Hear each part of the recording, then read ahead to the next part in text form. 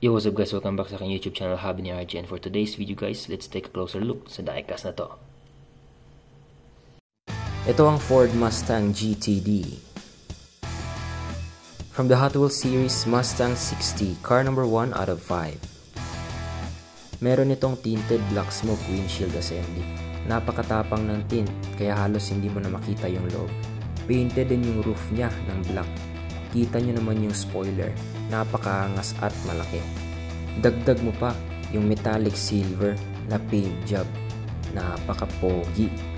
And meron din itong rear view mirror sa casting. Meron din itong hood scoop, and take note, hindi painted yan. Talagang black plastic yan. Sa likod naman ay painted ang taillights and Mustang badge. Naka-emboss naman sa casting ang GTD badge. Integrated na din ang rear bumpers nito papuntang chassis. Kaya maganda yung separation ng bumpers at casting. Sa harap naman ay painted ang headlights. Maangas din yung front bumpers. Maganda yung separation niya sa casting. Sa gilid naman ay meron itong gold Y5 spoke wheel type at black side skirts.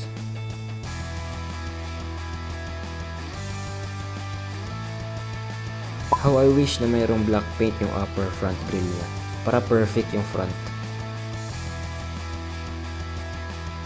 Napakaangas talaga ng paint job ng diecast na to.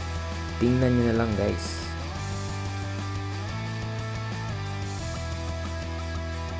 Dagdag pogi din yung gold wheels. Bagay na bagay sa paint job niya.